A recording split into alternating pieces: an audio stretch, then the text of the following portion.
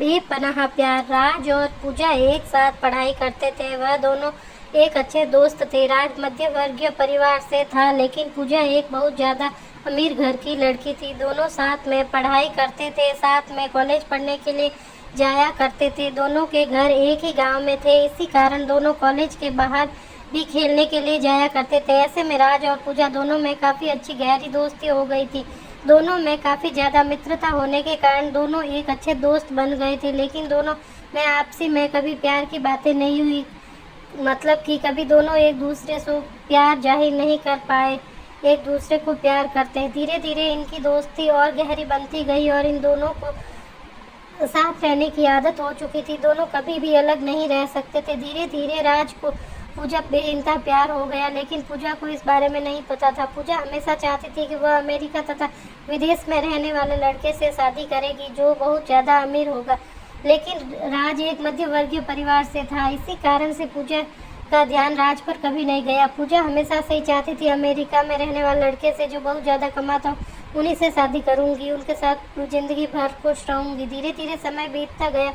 पूजा की शादी की उम्र हो चुकी थी। उनके माता पिताजी लड़की ढूंढने की तैयारी कर रहे थे। जैसे ही एक दिन पूजा राज को बताती है कि मेरे पिताजी मेरे लिए लड़का ढूंढने का प्रयास कर रहे थे, उसके बाद राज के पैरों के नीचे से ज़मीन निकल गई, क्योंकि राज भी पूजा से बेइंतहा प्यार करता था। लेकिन राज पूजा के मन के बात नहीं जानता था। पूजा हमेशा से ही अमीर लड़के से शादी करना चाहती थी। ऐसे में अगर राज कभी पूजा से शादी नहीं हो सकती थी, इस कारण से वह चुप ही रहा और जो हो रहा था उसे होने दिया। धीरे धीरे जैसे ही उनके माता पिताजी लड़का ढूंढने का प्रयास करने लगे, वैसे ही एक अमेरिका से लड़का आया था शादी करने के लिए, जिसका नाम पीयूष था। बहुत ज़्यादा अमीर घर का लड़का था। वह अमेरिका में जॉब करता था। उसकी महीने की कमाई तकरीबन $500 प्रति घंटा थी। जैसे जैसे शादी के बाद भी चलता गया, वैसे वैसे राज की ज़िंदगी खराब होने लगी। वह अपने आप में किसी भी चीज़ पर ध्यान नहीं देता था, साथ ही पढ़ाई लिखाई पर भी ध्यान नहीं दिया करता था। राज को पूजा के जाने का गम सताने लगा और वह चाहकर भी इस बात को नहीं बोल सकता था। राज पूजा से शादी करेगा, क्योंकि राज के पास अपनी हैसियत नहीं थी, और जितनी हैसियत के लड़के के बारे में पूजा सोचा करती थी, राज को भी बताया करती थी कि पूजा कितने हमें लड़के से शादी करनी है। धीरे बात फाइनल होने लगी और शादी की बात पूजा काफ़ी लोगों की बहुत ज़्यादा पता थी। यह दोनों हमेशा ही साथ रहा करते थे। दोनों की शादी एक साथ हो। इसके बाद एक दिन पूजा राज से कहती है कि मेरी तो शादी होने वाली है, क्या तुम अपनी शादी नहीं करोगे? पूजा कहती है कि मेरा भी शादी करने का मन नहीं है, पहले तुम कर लो, उसके बाद मेरा मन होगा तो मैं शादी कर लूँगा। वह दिन दूर नहीं था जब पूजा की शादी नज़दीक आ रही थी। जैसे जैसे पूजा की शादी नज़दीक आ रही थी, वैसे वैसे राज का जीना मुश्किल होने लगा। वह अपनी लव स्टोरी के बारे में कुछ नहीं कह सकता था और लोगों को भी पता नहीं, कुछ भी नहीं चल रहा था कि राज पूजा से प्यार करता। जैसे जैसे पूजा की शादी नज़दीक आ रही, वैसे राज की ज़िंदगी में बेचैनी बेदर्द ज़िंदगी शुरू हो रही थी। जैसे कि आप सभी लोग रुलाने वाली लव स्टोरी को बहुत ज़्यादा पसंद करते, ठीक इस कहानी में भी राज जब एक दिन देखता है कि पूजा के घर में बहुत सारे आदमी आए हुए, उसके घर में पीयूष जिससे पूजा की शादी होने वाली थी वह भी आया हुआ था।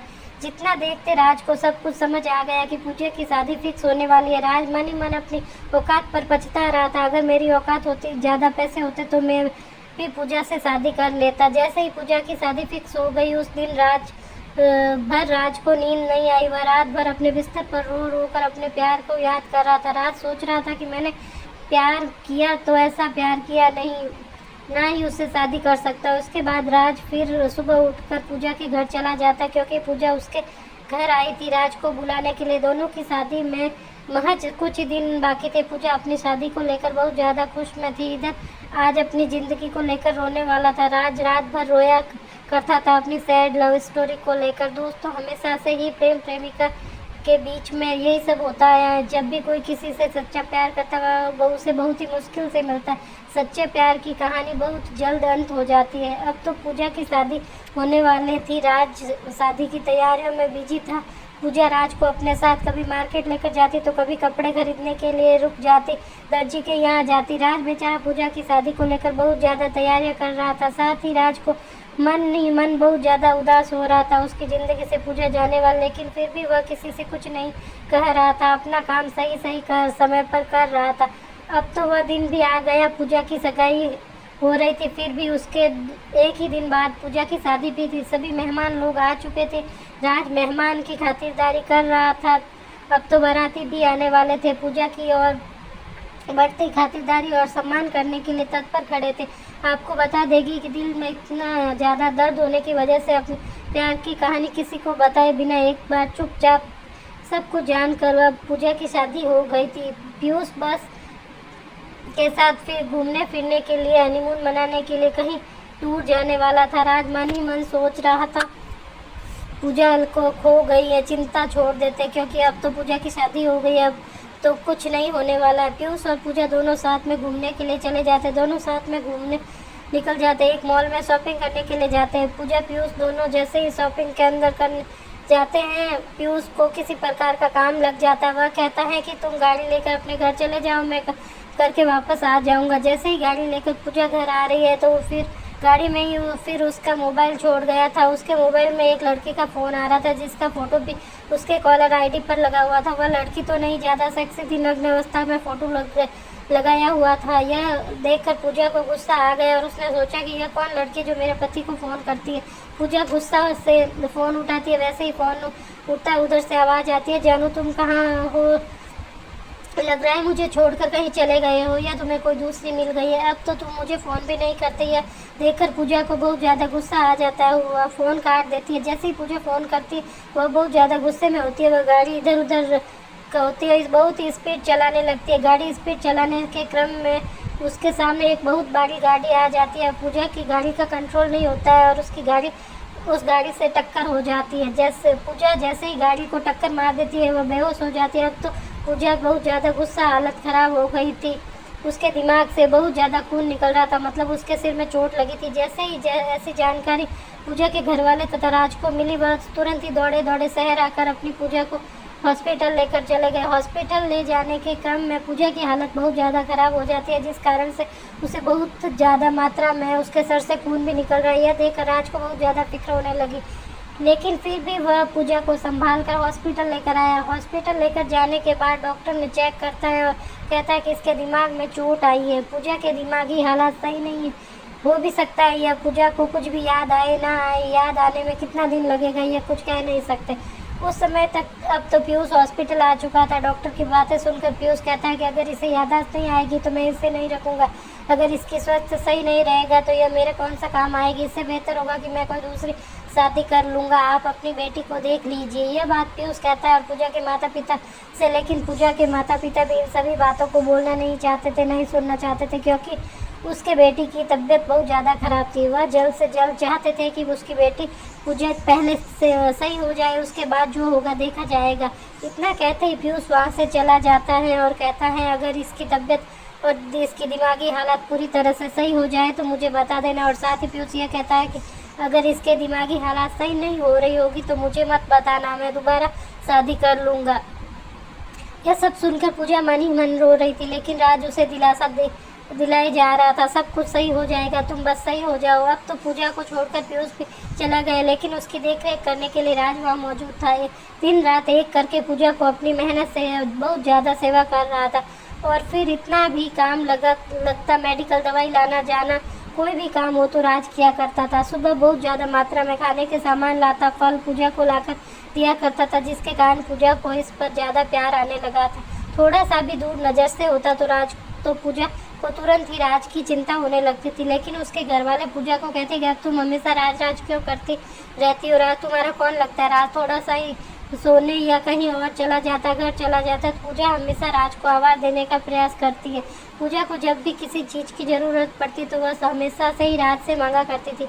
एक दिन जब पूजा अपने माता पिता से कहती है कि राज कहाँ है, बोला हमें उससे बात करनी है, तो पूजा के माता पिता कहते हैं कि राज की शादी होने वाली है, राज अभी अपनी लड़की देखने के लिए बाहर गया हुआ है। इतना सुनते ही पूजा के दिल में घबराहट होने लगती है और कहता है कि मेरा राज को लड़की की क्या ज़रूरत पड़ गई? राज तो बोल रहा था कि अभी वह शादी नहीं करेगा। फिर उसके माता पिता कहते हैं कि राज की भी शादी की उम्र हो गई है। उसके माता पिता बोल रहे हैं कि शादी करने के लिए इसी कारण से राज अपनी लड़की देखने के लिए गांव से बाहर गया हुआ है। फिर वह कहती है कि मुझे उससे ज़रूरी काम है, उसे जल्दी बुला दो।